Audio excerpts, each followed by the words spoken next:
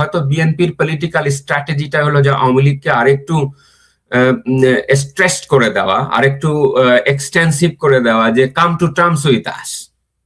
এটা একটা পলিটিক্যাল চাল যে আমি ইমিডিয়েটলি তোমার বিরুদ্ধে নিষেধাজ্ঞা উঠায় অত সৎ শাস্তে চাচ্ছি না, তুমি নিজে কতটা পরিবর্তন হচ্ছ বা আমাকে কতটা মেনে চলছো আসো, অথবা তোমাকে ব্যবহার করে আমার বিরুদ্ধে এখন যে ভবিষ্যতে জামাত ইসলাম এনসিপি মাথা চাড়া দিয়ে উঠতে পারে, আমি কেমন করে সেটা নিয়ে খেলতে পারি, কেমন করে দর কষাকষি করতে পারি, তার একটা ব্যাপার হতে পারে। কিন্তু আমি আওয়ামী লীগ যারা করেন তাদের জন্য পরামর্শ দেব যে নিজেদের কাজটিও করে যেতে হবে, এতে পাজেল হবার কিছু নাই। আওয়ামী লীগের উচিত হচ্ছে মানুষের সঙ্গে সম্পৃক্ততা বাড়ানো, এবং উজান গাঙে যখন পাল্টা মানুষ তোলে, আপনি দেখবেন যে বাতাসের বিপরীতে সুন্দর করে পাল্টা মেলে ধরাটা গুরুত্বপূর্ণ।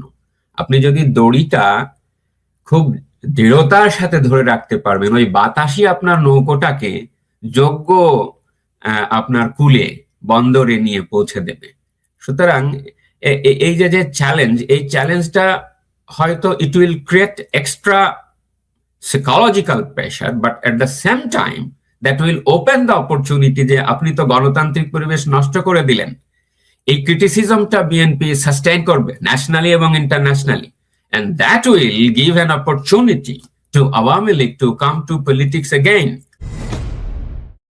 বাংলাদেশে বিএনপি সরকার এখন অন্তর্বর্তীকালীন সরকার আওয়ামী লীগের রাজনৈতিক কার্যক্রম নিষিদ্ধ করে যে অধ্যাদেশ জারি করেছিল সেটাকে আইনে পরিণত করতে সংসদে উদ্যোগ নিয়েছে, এ খবর বিভিন্ন সংবাদ মাধ্যমে প্রকাশিত হয়েছে।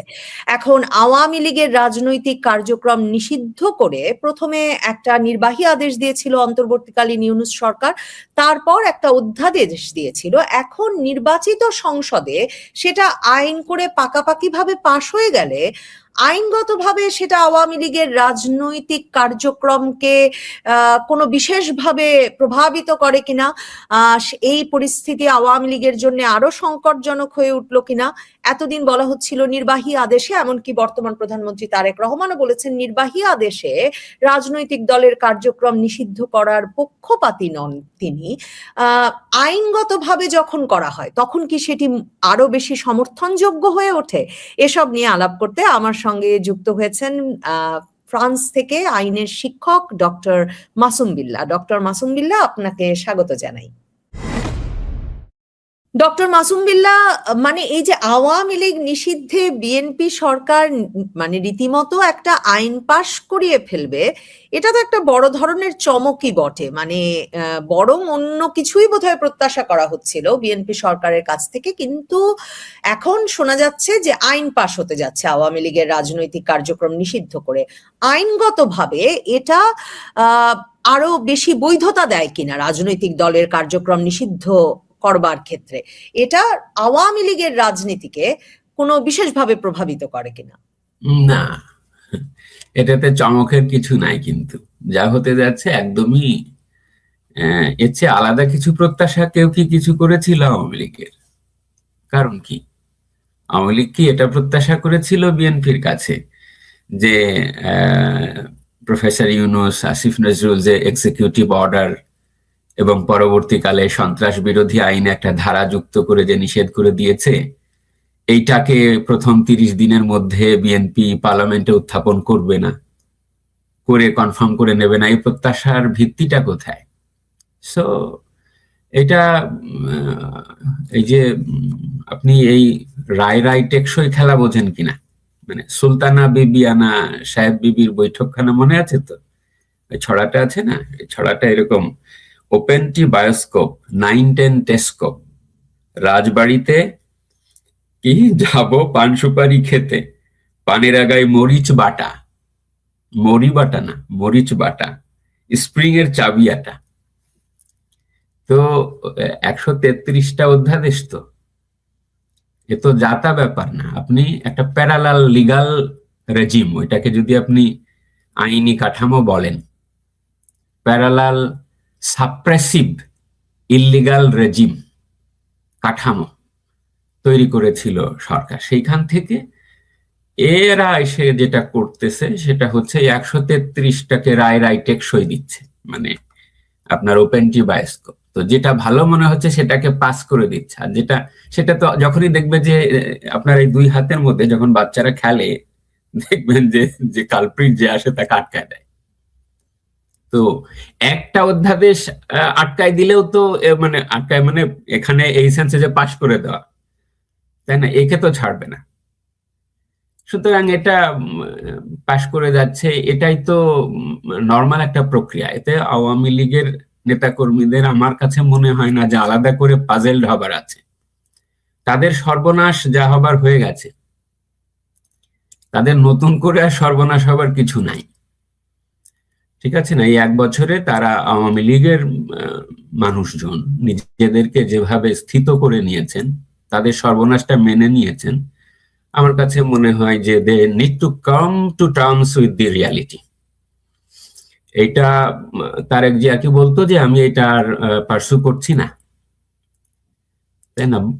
এখন আপনি বলতে পারেন যে একটা অগণতান্ত্রিক অসাংবিধানিক সরকার, তারা নির্বাহী আদেশে করেছিল অবৈধতার উপরে দাঁড়িয়ে, অবৈধভাবে একটা রাজনৈতিক দলকে নিষেধ করেছিল। এখন পার্লামেন্ট সেটাকে আর ফরওয়ার্ড করা উচিত না, কেননা একটা দল নিষিদ্ধ করা মানে অনেকগুলো গণতান্ত্রিক, সাংবিধানিক, বহুত্ববাদ, কথা বলার অধিকার, লিবার্টি, অনেক কিছুর ব্যাপার জড়িত। সেগুলোকে একটা পার্লামেন্ট করতে পারে, করা উচিত। সেগুলোকেই অর্ডিন্যান্স কনফার্ম করা উচিত, যেগুলো গণতান্ত্রিক, যেগুলো সাংবিধানিক, যেগুলো সুন্দর। তো আমার কথা হচ্ছে যে do you see a parliament? পার্লামেন্টটা কোথায়? এই যে যে বৈঠক বসছে, এটা তো সাহেব বাবুর বৈঠকখানা। যেহেতু পার্লামেন্টে যারা সিদ্ধান্ত নিচ্ছেন তারা এককভাবে সিদ্ধান্ত নিচ্ছেন, অর্থাৎ পার্লামেন্ট তার কনসায়েন্স, তার নিবিষ্টতা, তার ডেলিবারেশন, তার নিমগ্নতা, তার রিজনেবলনেস, যৌক্তিক মাইন্ড।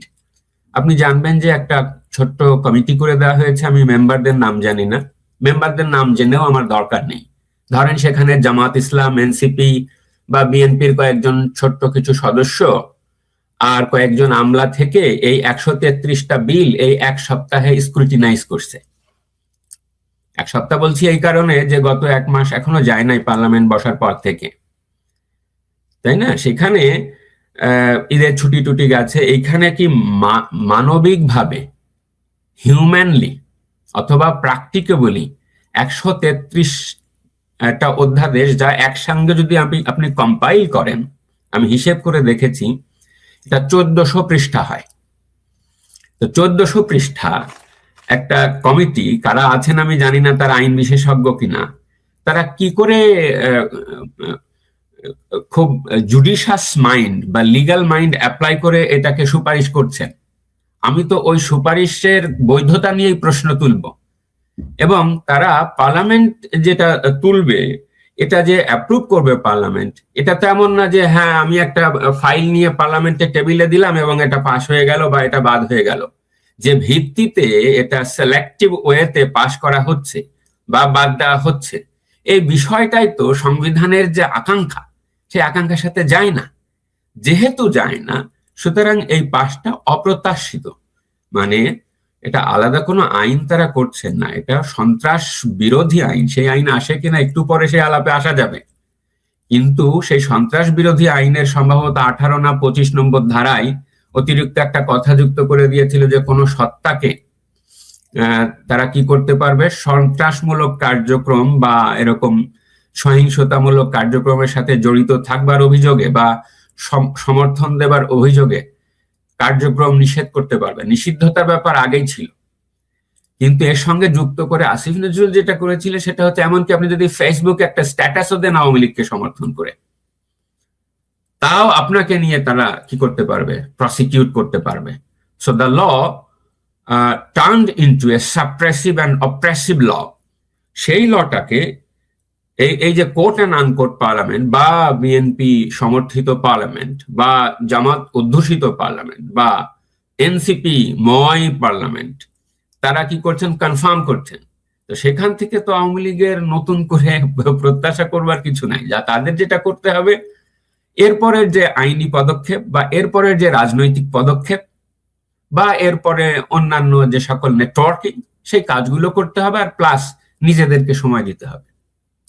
খুব বিস্তারিত তো কিছু জানা যাচ্ছে না, কিন্তু সংবাদ মাধ্যমে যে টুকটাক খবর প্রকাশিত হয়েছে সেখানে বলা হয়েছে যে এই যে আইনটা পাশ করতে যাওয়া হচ্ছে আওয়ামী লীগের রাজনৈতিক কার্যক্রম নিষিদ্ধ করে, সেখানে শাস্তির বিধান রাখা হয়েছে। তার মানে এই যে আওয়ামী লীগের নেতা কর্মী সমর্থকদের ধরে গত 18-19 মাস ধরে যে মানে জুলাই হত্যা মামলা দিতে হচ্ছিল, সন্ত্রাস বিরোধী মামলা দিতে হচ্ছিল, নানা রকম মামলা সাজিয়ে দিতে হচ্ছিল, তার মানে কি এখন আওয়ামী লীগের সঙ্গে আপনি যুক্ত, আপনি সমর্থন করেন, আপনি নেতা কর্মী কিছু একটা, তা বলেই তো তার মানে এখন শাস্তির বিধান করা যাবে? পরিস্থিতিটা সেদিক থেকে আরো ঘোরতর হয়ে উঠবে। এবং এই যে কে নির্ধারণ করবেন যে কে আওয়ামী লীগের নেতা কর্মী সমর্থক এত বড় একটা দলের, সেটা একটা প্রশ্ন। আর এরই সঙ্গে যদি মানে আপনি যেমন কিভাবে এই কমিটি এত দ্রুত এই অধ্যাদেশগুলোর বৈধতা পরখ করে কোনটা পাশ হবে কোনটা পাশ হবে না ঠিক করবেন বলছেন, এই একই কথা তো নাহিদ ইসলাম হাসনাতরাও বলছেন। তারাও বলছেন যে এটা কি করে করছে, কারণ আলী রিয়াজের দরবারে তো ঠিক হয়েছিল স্বয়ংক্রিয়ভাবে এগুলো সংবিধানে ঢুকে যাবে। এখন মানে কোনটা ভালো পথ সে তো বলা মুশকিল হয়ে উঠছে। এটা গতকাল শিশির মনিরও কয়েকটা যে অর্ডিন্যান্স উত্থাপন করা হচ্ছে না সেগুলোর একটা সমালোচনা করছেন। তাদের মধ্যকার এই বিভাজনকে আমি সতর্কতার সঙ্গে দেখছি। মানে হলো, তার মানে কি আওয়ামী লীগের এইটা পাশ করে দেওয়া ঠিক আছে? কথাটা বুঝেন, মানে শিশির মনির, নাহিদ ইসলামরা তো কিছু কিছু অর্ডিন্যান্স উত্থাপন হচ্ছে না বলে গোসা করছে, তাই না? কিন্তু তারা তো গোসা করছে না যে কেন আপনি আওয়ামী লীগের যে কার্যক্রম নিষিদ্ধ সেটা কনফার্ম করাটাকে ওয়েলকাম করছেন। ওয়াই? এটা কোন গণতন্ত্রের কথা? আচ্ছা, ধরলাম যে তাদের সাথে আপনাদের বিরোধ, তাদের বিরুদ্ধে আপনারা বিপ্লব করেছেন, ফাইন। কিন্তু কথাটা হচ্ছে আরো, যেমন আমি দুটো আইনের উদাহরণ দিই। একটা হলো ইনডেমনিটি দিয়ে যে অধ্যাদেশ হয়েছে, যে আইনটা হয়েছে, পৃথিবীতে যত বাজে আইন আছে তার মধ্যে আমার মনে হয় তালিকায় এটা খুব আগের দিকে থাকতে পারে। এত প্রতারণাপূর্ণ আইন আমার 20 বছরের শিক্ষকতা জীবনে আমি দেখি নাই। ঠিক আছে না? আবার আপনি আরেকটা আইনের নাম বলি, এই যে ইন্টারন্যাশনাল ক্রাইমস ট্রাইব্যুনাল, এর পুরো খোল নলছে যে আপনি 4 বার পাল্টে দিলেন এক্সিকিউটিভ ভাবে, এত সাবস্ট্যান্টিভ একটা ল। তো এগুলোকে যে পাশ করিয়ে দেওয়া হচ্ছে, পার করিয়ে দেওয়া হচ্ছে, এটা কি ঠিক আছে? আমার প্রশ্নটা হচ্ছে ওই শিশির মনির বা নাহিদ ইসলামদের মতো না। I take their view very very cautiously. কথাটা হচ্ছে যে পুরো অর্ডিন্যান্স রেজিমটাই যেভাবে করা হয়েছে, এটা অন্তত সাংবিধানিক আইনের ছাত্র হিসেবে আমার কাছে এটা গ্রহণযোগ্য না। আমি দুটো টার্মে এটা ইউজ করতে চাই। একটা হলো, এই ফ্রান্সেরই একজন দার্শনিকের নাম আপনি জানবেন, তার নাম মন্তেস্কু, অনেকে বলে মতেস্কু। তার বিখ্যাত কাজ 1768 সালের দ্য লেসপিহি দ্য লোয়া the spirit of the laws. সেখানেই তো বলা আছে যে আপনার যে সেপারেশন অফ পাওয়ার, এক কাজ, হ্যাঁ, সব কাজ একাই কেউ করতে পারবে না। এই থিওরি তো পৃথিবীর সব দেশ, আমেরিকা, ব্রিটেন বা বর্তমানকালে সব দেশগুলো নিয়েছে। তো এইখানে আপনি লক্ষ্য করেন, advocate Asaduzzaman, he was the attorney general. Attorney general মানে হলো রাষ্ট্রের প্রতিনিধি ছিলেন, কোন সরকারের নয়, মানে বিচারিক সিস্টেমে, অর্থাৎ মোর অ্যাটিউনড উইথ দি জুডিশিয়ারি, তাই তো? সেই অর্থে উনি আইসিটিবিডি তে অ্যাপিয়ার করেন নাই কি? তার মানে he is a part of the international crimes tribunal. মনে আছে কিনা আপনার? মানে তাইজুল ইসলাম যেদিন অ্যাপিয়ার করেছে শেখ হাসিনা মামলার ওপেনিং এ, সেদিন রাষ্ট্রের অ্যাটর্নি জেনারেল হিসেবে আসাদুজ্জামানও অ্যাপিয়ার করেছেন। So he is a part of the justice process, ওই ট্রায়াল প্রসেস। সেই লোক, তিনি আবার বিএনপির লোক, মানে বিএনপির মানবাধিকার সম্পাদক। তাহলে একজন দলের লোক জাস্টিস প্রসেসে গেল, গিয়ে 2 দিন পরে পদত্যাগ করে বলছে আমি এমপি হব, মানে এখন আইন বিভাগের অংশ হব, পার্লামেন্টের অংশ হব। পার্লামেন্টের অংশ হয়ে ঝিনেদা থেকে নির্বাচিত হয়ে এসে তিনি এখন আইনমন্ত্রী হচ্ছেন, মানে তিনি সরকারের অংশ হচ্ছেন। তাহলে একই ব্যক্তির কি হচ্ছে আপনার এই যে পাওয়ার কনসেন্ট্রেশন, এইটাকে আপনার এই মন্তেস্কু থিওরিতে বলে ডেসপটিজম, বা যারা অ্যাডমিনিস্ট্রেটিভ লয়ের ছাত্র তারা এটা বলবেন হেনরি 8 ক্লজ, মানে রাজা হেনরি 8 এমন পাওয়ার রেখে দিয়েছিল যে আমিই সবকিছু ডিসাইড করব, I will decide everything. The discretionary power is so wide যে আমি নিজেই সবকিছু ডিসাইড করব, এইটাকে অন্তত সুষ্ঠু আইনি ধারণা বলা যায় না। তারা যে সকল শব্দ গত শাসনের ক্ষেত্রে ব্যবহার করেন, মানে শেখ হাসিনার শাসন ব্যবস্থার জন্য ব্যবহার করেন, সেই শব্দগুলো বহুমাত্রিক ভাবে কিন্তু তারা নিজেরাই অনুশীলন করছেন। তাহলে এইটা একটা উদাহরণ দিলাম। আমার একটা হচ্ছে, এই কমিটির প্রধান বা একজন সদস্য হলেন জয়নাল আবদিন ফারুক। তা ধরেন আপনি জয়নাল আবদিন ফারুকের নিজের অভিজ্ঞতা তো ভালো না, তিনি তো আওয়ামী লীগ সরকারের সময়ে পুলিশ কর্তৃক ধাওয়াপ্রাপ্ত হয়েছিলেন। তো তার কাছে he must be traumatised by that experience. সেই মানুষের কাছে যখন আপনি আওয়ামী লীগ আইনের নিষিদ্ধের আইন আনবেন, তিনি কি সেটা কনফার্ম করবেন না? মানে এটা তো খুবই স্বাভাবিক একটা ব্যাপার। সো এটা প্রতিহিংসা, যা হচ্ছে সেটা একটা প্রতিহিংসামূলক অনুশীলন। অর্থাৎ আইনগুলো, অধ্যাদেশগুলো পার্লামেন্টে উত্থাপিত করা হবে 30 দিনের মধ্যে। এই যে স্বাভাবিক সাংবিধানিক প্রক্রিয়া, সেই অনুশীলনটা সুস্থ অনুশীলন হচ্ছে না। এটা একটা কালারাবল মানে বর্ণ চোরা এবং মেলাফাইড বিদ্বেষ প্রসূত অনুশীলন হচ্ছে। আমি কি বোঝাতে পারলাম আপনাকে? নিশ্চয়, কিন্তু মানে ধরেন আমাদের যাদের কিভাবে তারেক রহমান মানে কে 1/11 ঘটনা তো এখন আবার ভীষণভাবে আলোচিত হচ্ছে। 1/11 সময়ে কি অবস্থায় তাকে আসলে দীর্ঘ নির্বাসনে চলে যেতে হয়েছিল, সে ঘটনা আমাদের যাদের স্পষ্ট মনে আছে, মানে আমাদের যাদের বয়স 40 পেরিয়েছে, হ্যাঁ, তারা তো আমরা স্পষ্ট মনে করতে পারি। তো সেই রাজনৈতিক গতি প্রকৃতি এবং বাংলাদেশের 90 থেকে এখন পর্যন্ত যারা দেখেছি একদম ঘনিষ্ঠভাবে, আমরা তো বুঝি এদিন দিন শেষ নয়। মানে আপনি যখন প্রতিহিংসার কথা বললেন, একটা শঙ্কার জায়গা তো এই যে এই নিষিদ্ধের কবলে এখন, মানে টাইম ম্যাগাজিনে বর্তমান প্রধানমন্ত্রী তারেক রহমান যে আশঙ্কা প্রকাশ করেছিলেন যে আজ এক দলকে নিষিদ্ধ করলে কাল আরেক দল নিষিদ্ধ হতে পারে, এই ঘটনা তো এখন আসলে ধারাবাহিকভাবে বাংলাদেশের রাজনীতিতে তার মানে ঘটতে থাকবে। সেটার দিক থেকে তো একটা আইনে মানে একটা ঝড় বয়ে যাবে যদি এরকম একটা আইন সত্যি সত্যি সংসদে পাশ হয়। সেটা মনে করেন কিনা? আমি এর তো 2 রকম উত্তর হয়। আমাদের আলোচনাটা 2 ভাবে হতে পারে।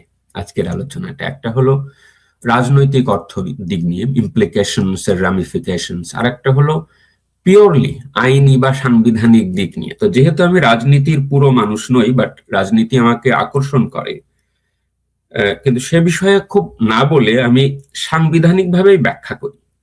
ব্যাখ্যাটার জন্য আমি একজন সাংবিধানিক বেত্তার আশ্রয় নিই।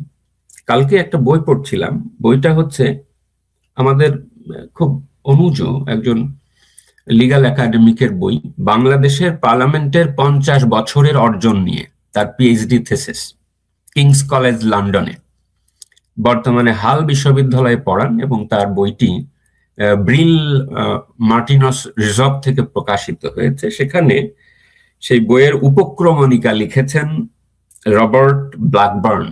রবার্ট ব্ল্যাকবার্ন হচ্ছেন professor of constitutional law, King's College London. তিনি বাংলাদেশের পার্লামেন্টারিজম নিয়ে চমৎকার কিছু কথা লিখেছেন। বলছেন যে today the functioning of parliaments in almost every democracy in the world is facing huge challenge to their authority, is facing huge challenge to their authority, parliamentary authority. আপনি যদি শুধু তারেক জিয়াকে কল্পনা করেন, তাহলে 17 বছরে তার বিরুদ্ধে জমে থাকা মামলা, তার বিরুদ্ধে শাস্তি আরোপ, এই বিষয়গুলো জুডিশিয়াল প্রসেসের মাধ্যমে হতে পারে, সেটা ওয়াজ হাইলি ক্রিটিসাইজড, বাট খুব দ্রুত গতিতে আবার বাদ দেওয়ার মাধ্যমে তিনি কি হচ্ছেন, he is elevated to the Premiership. এখন তিনি কি পার্লামেন্টের পার্ট হতে পারছেন? So this is also a challenge to the parliament, as has been indicated by Professor Blackburn. Bolchen, they are struggling under immense pressures amid widespread dissatisfaction of a social, political, and economic nature, magnified by the revolutionary technologies in mass communication, Populist tendencies in government are threatening to undermine and bypass parliaments altogether. The Bangladesh parliament is no exception. এখানে একটা পপুলিজমও আছে। আপনি বিএনপির কি এই হিম্মত আছে রাজনৈতিকভাবে জামাতকে ডিটেস্ট করে পুরোপুরি বাদ দিয়ে, বা এই যে হাসনাত আব্দুল্লাহদেরকে এতদিন তোয়াজ করে, আমাদের বাংলায় বলে তোয়াজ করে বা আমলে নিয়ে গুনে, এই যে তারা পার্লামেন্টে এসে ঠিক আছে দেখি কি হয়, ওদেরকে এইটুকু ছাড় দিয়ে দিই, কিন্তু ইমিডিয়েটলি এখনই যে প্রতিশ্রুতি টাইমসের সঙ্গে তারেক রহমান দিয়েছেন সেটা কি, পার্লামেন্টের মনন ব্যবহার করে এই বিল বাদ দিয়ে দেওয়া সম্ভব টেবিল থেকে বিএনপির পক্ষে রাজনৈতিকভাবে, তাহলে তো এটা সেলফ সুইসাইডাল হবে। সুতরাং এই প্রত্যাশাটা বোধহয় না করাই ভালো, তাই না? সুতরাং এখানে আমার কাছে মনে হয় যে আমাদের যে পার্লামেন্টের চ্যালেঞ্জ 50 বছরে প্রফেসর ব্ল্যাকবার্ন বললেন, সেই চ্যালেঞ্জ থেকে আমরা বের হতে পারিনি। It will be no other parliament than any other parliament previously. ঠিক আছে না?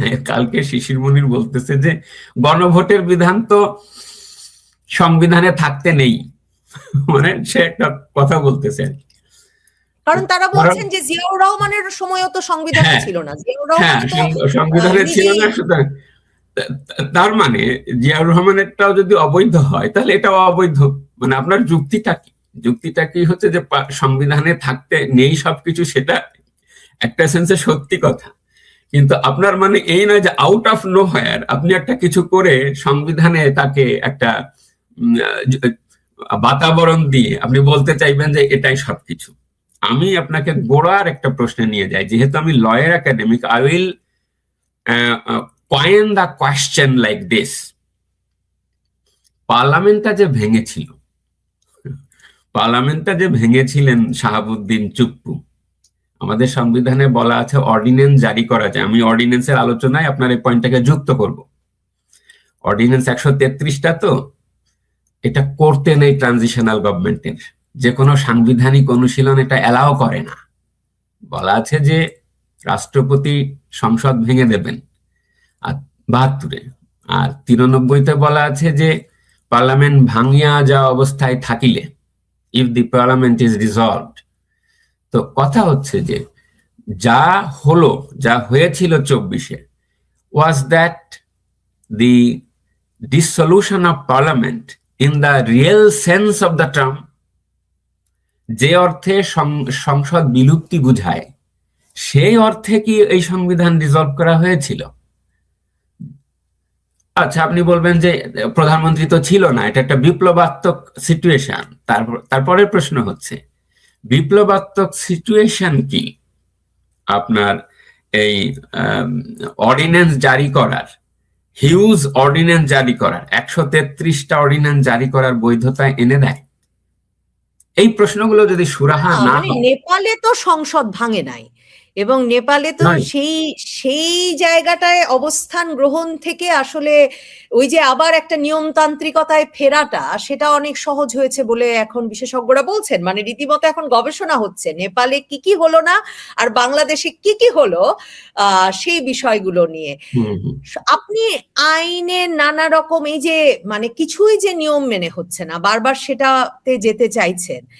জাতিসংঘ সম্প্রতি একটা চিঠি দিয়েছে বাংলাদেশ সরকারকে, দ্বিতীয়বারের মতো, তারেক রহমান সরকারকে প্রথমবারের মতো, যে এই যে সন্ত্রাস বিরোধী আইনটা তো আসলে একটা ইন্টারন্যাশনাল লিগ্যাল ফ্রেমওয়ার্কের ভিত্তিতে প্রণীত হয়েছিল বাংলাদেশ সহ পৃথিবীর বিভিন্ন দেশে। সেই আইনে যে আওয়ামী লীগকে নিষিদ্ধ করা হলো, আওয়ামী লীগের রাজনৈতিক কার্যক্রম, জাতিসংঘ প্রশ্ন করেছে যে কি সুনির্দিষ্ট সন্ত্রাসবাদী ঘটনার অভিযোগ আছে তাদের কথা হচ্ছে সুনির্দিষ্ট ব্যক্তির বিরুদ্ধে অভিযোগ থাকলে বিচার নিশ্চয়ই হতে হবে, কিন্তু সন্ত্রাস বিরোধী আইনে কিভাবে মানে রাজনৈতিক কার্যক্রম নিষিদ্ধ হলো? এবং তারা তারেক রহমান সরকারকে প্রশ্ন করে রেখেছেন যে কতদিনের জন্য নিষিদ্ধ থাকবে।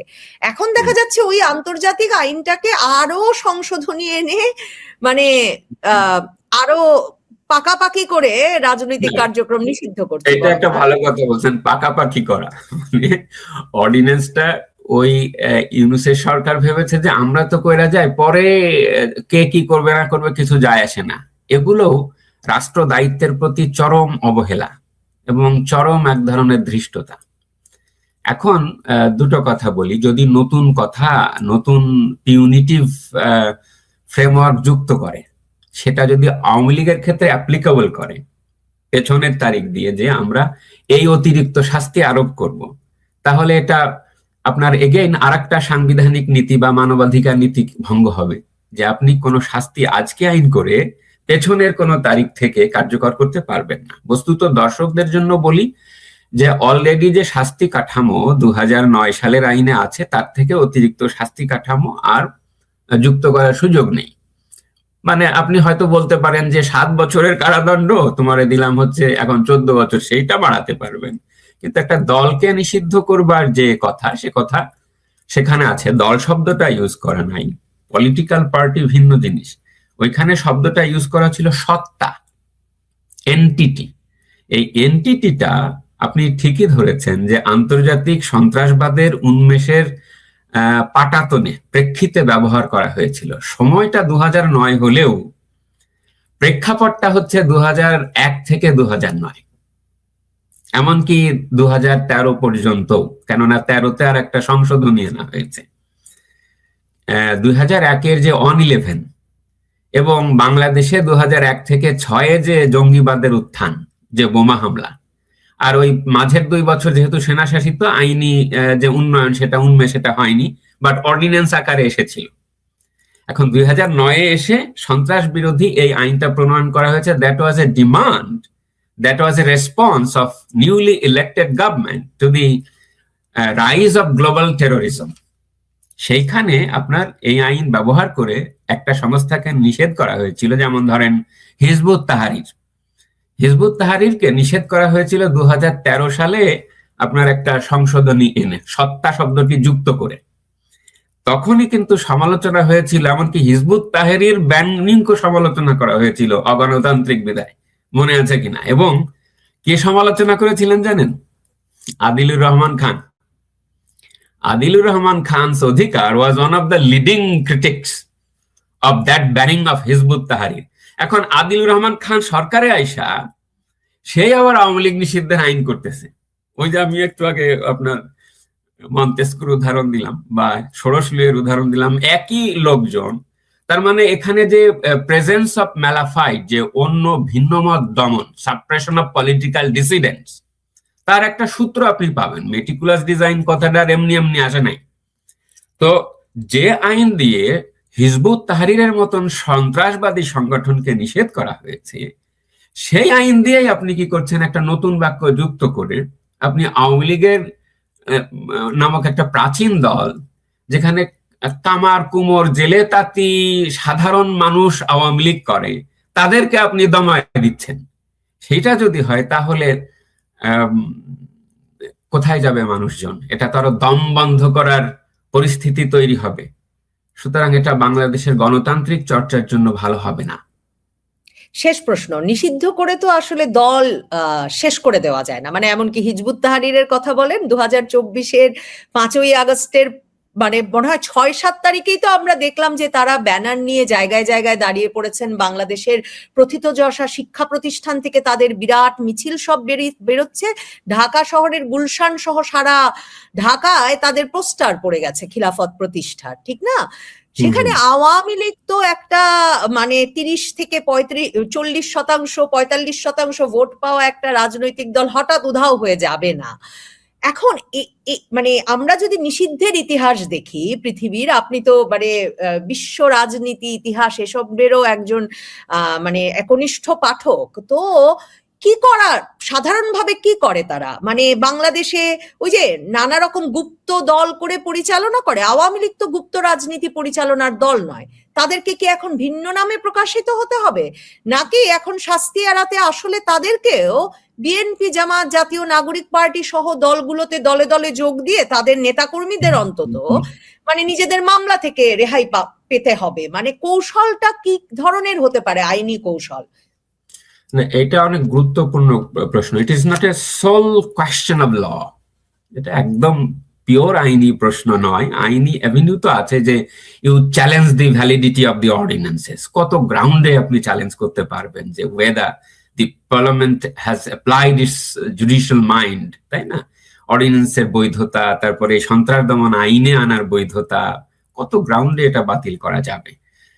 সেই পরিবেশটা হয়তো তৈরি হোক চাচ্ছে। হয়তো বিএনপির পলিটিক্যাল স্ট্র্যাটেজিটা হলো যে আওয়ামী লীগকে আরেকটু স্ট্রেস করে দেওয়া, আরেকটু এক্সটেন্সিভ করে দেওয়া, যে কাম টু টার্মস উইথ আস।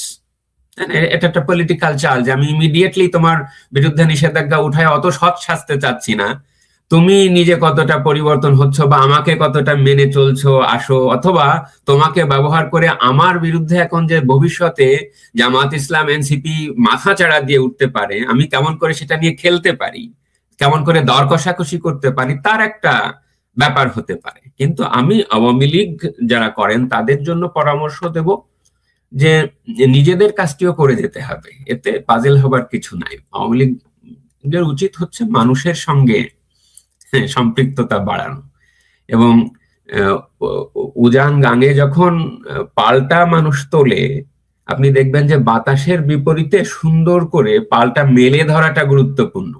আপনি যদি দড়িটা খুব দৃঢ়তার সাথে ধরে রাখতে পারবেন, ওই বাতাসই আপনার নৌকোটাকে যোগ্য আপনার কূলে বন্দরে নিয়ে পৌঁছে দেবে। সুতরাং এই যে চ্যালেঞ্জ, এই চ্যালেঞ্জটা হয়তো it will create extra psychological pressure, but at the same time that will open the opportunity যে আপনি তো গণতান্ত্রিক পরিবেশ নষ্ট করে দিলেন। এই ক্রিটিসিজমটা বিএনপি সাস্টেইন করবে ন্যাশনালি এবং internationally, and that will give an opportunity to Awami League to come to politics again. এখন লাস্ট যেটা আমি কথা বলি সেটা হলো, আমি যেটা এই পার্লামেন্টে অনুপস্থিত দেখতে পাচ্ছি, সেখানে হচ্ছে পার্লামেন্টের যে সংযোগ বিন্দু, এতদিন ধরে আমরা বলতাম যে এটা পার্লামেন্ট না, এই সেই, আপনি যদি এটাকে 13তম পার্লামেন্ট, তার সংযোগ বিন্দু করা হলো না, আগের স্পিকার দিয়ে সভাপতিত্ব করা হলো না, শপথটা ঠিক মতন হলো না, যেহেতু হলো না, অনেকগুলো ব্যারেজ অফ ইললিগালিটির উপরে দাঁড়িয়ে থাকা কোন সংসদ যোগ্যভাবে whether they can create rights and responsibilities for its citizens, আমাদের মনে রাখতে হবে সাংবিধানিকতার চর্চা শুধুমাত্র এই মৌখিক সার্ভিস দিয়ে হয় না। মানে কোনো একজন সরকার ব্যর্থ হয়েছে বিধায়ী আর একজন এসে সফলতা পাবেন, এমনটি হয় না।